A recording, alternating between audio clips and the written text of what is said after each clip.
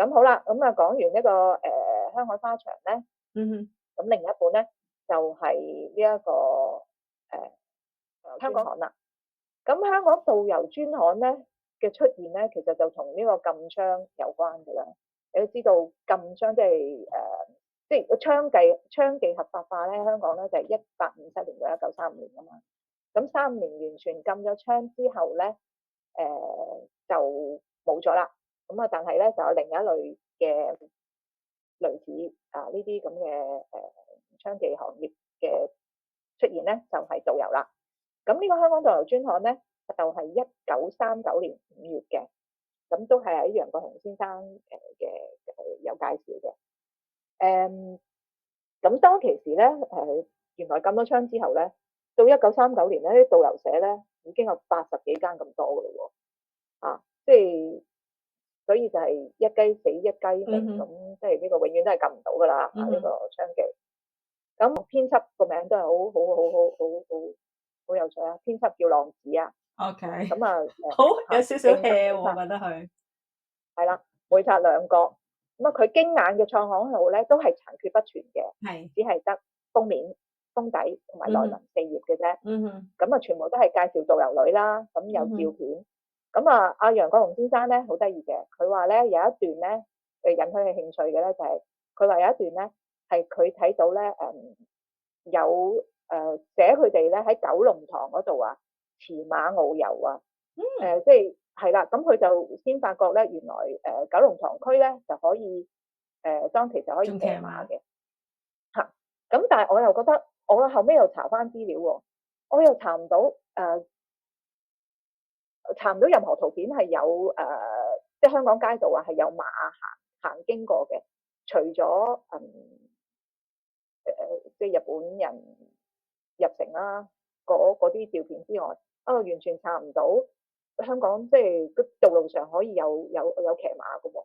咁不過我又好得意嘅喎，原來香港即係道路嘅法例咧係冇話唔準騎馬。係啊，我懷疑係同一時間都可，因為我而家住嗰度都其實又有馬有車，我懷疑都係。係啦，即係到而家為止都係冇話唔準騎馬嘅，咁所以其實就係可以騎馬，只不過係揾唔到。我自己好奇啦，即係想睇下點樣啦，即係話佢一男一女喺度騎馬喺度交遊喎。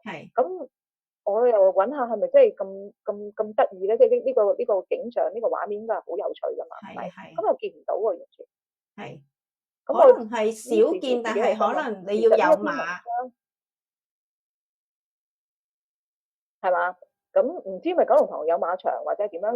有馬其實都唔係一件簡單嘅事。係啊，所以我咪話，所以少見咯，係。非常有錢人先有得馬嘅嚇。咁你少見應該有想留㗎，更加應該有想留㗎，係咪？即係呢啲咁特別嘅嘢。咁我自己又諗啦，咁既然係一篇文章，其實會唔會係一啲非常之 symbolic 嘅係咁樣㗎，係嘛？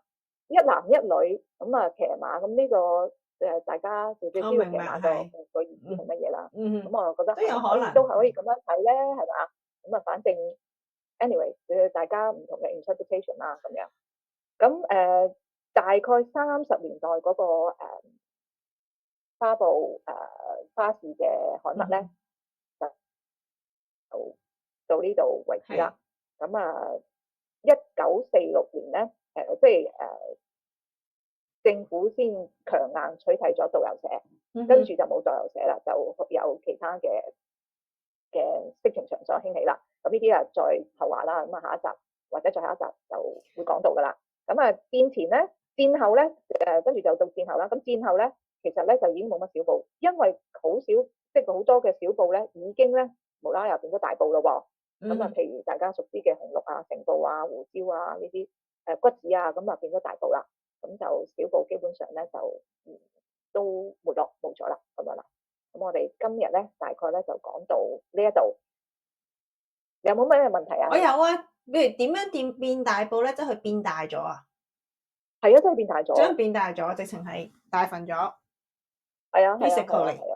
咁同埋就會唔會貴咗咧？即係除咗 inflation 之外，呢個未揾資料。OK， 好。咁我哋多謝Cleo 今日同我哋咁詳盡嘅分享啦。